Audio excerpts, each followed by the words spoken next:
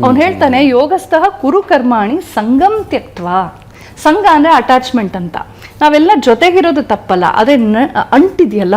ಒಬ್ರಿಗೆ ಕಂಡ್ರೆ ಸಿಕ್ಕಾಪಟ್ಟೆ ಇಷ್ಟ, ಒಬ್ರು ಕಂಡ್ರೆ ಆಗಲ್ಲ. ನಮ್ಗೆಲ್ಲ ಈ ತರ ಪ್ರಾಬ್ಲಮ್ಸ್ ಇರುತ್ತೆ, set of likes and dislikes.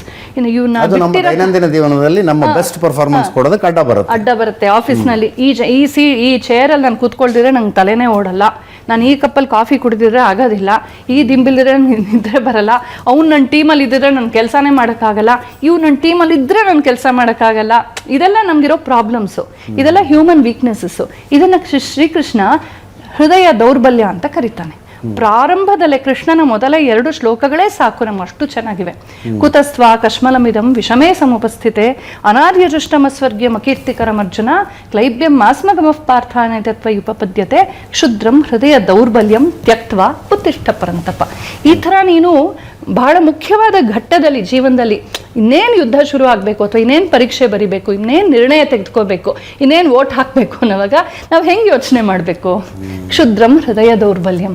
ಆ ಇಮೋಷನಲ್ ಗಾರ್ಬೇಜ್ ಅಥವಾ ಇಮೋಷನಲ್ ವೀಕ್ನೆಸ್ ಏನಿದೆ ಅದನ್ನ ಪಕ್ಕಕ್ಕಿಟ್ಟು ಕ್ಲಿಯರ್ ಆಗಿ ಥಿಂಕ್ ಮಾಡು ಅಂತ ಹೇಳ್ತಾನೆ. ಹೆಂಗಾಗತ್ತೆ ಕೃಷ್ಣ ನನ್ನವರು ನೋಡಿ ಸನ್ನಿವೇಶದಲ್ಲಿ ಕೃಷ್ಣ ಹೇಳಿದ್ರು ಕೂಡ ಅದು ಎಲ್ಲ ಸನ್ನಿವೇಶಗಳಿಗೂ ಹೌದು ಖಂಡಿತ.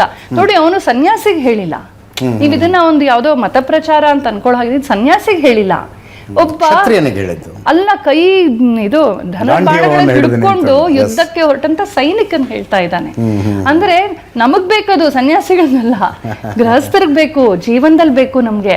ಈಗ ನಂಗೆ ಕೋಪ ಉಕ್ಕಿ ಬರ್ತಾ ಇರುತ್ತೆ, ಆ ಕೋಪದ ಆವೇಶದಲ್ಲಿ ಏನೋ ಅನ್ಬಿಡ್ತೀವಿ, ಏನೋ ಮಾಡ್ಬಿಡ್ತೀವಿ.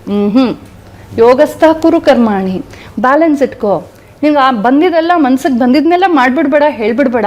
ಯೋಗಸ್ಥನಾಗು, ನಿನ್ನೊಳಗೆ ನೀನು ಹೋಗು, ನಿನ್ನೊಳಗೆ ನೀನು ಶಾಂತಿಯನ್ನು ಸಂಪಾದಿಸಿ ಶುದ್ಧವಾದ ಮನಸ್ಸಿನಿಂದ ಜಗತ್ತನ್ನು, ಪರಿಸ್ಥಿತಿಯನ್ನು, ಜನರನ್ನು, ನಿನ್ನ ಮನಸ್ಸನ್ನು ನೀನು ನೋಡ್ಕೋ. ಆವಾಗ ನಿನಗೆ ಈ ಕ್ಷಣದಲ್ಲಿ ಯಾವುದು ಧರ್ಮ, ಯಾವುದು ನ್ಯಾಯ ಅಂತ ಗೊತ್ತಾಗತ್ತೆ ಅಂತ ಶ್ರೀಕೃಷ್ಣ ಹೇಳ್ತಾನೆ. ಇದು ಇವತ್ತು ಇದೇ ವೇದಾಂತದ ಅಭಿಪ್ರಾಯಗಳೇ ಧ್ಯಾನವಾಗಿರೋದು, ಅದೇ ಝೆನ್ ಆಗಿರೋದು, ಅದನ್ನೇ ವಿಪಸನ ಇತ್ಯಾದಿ.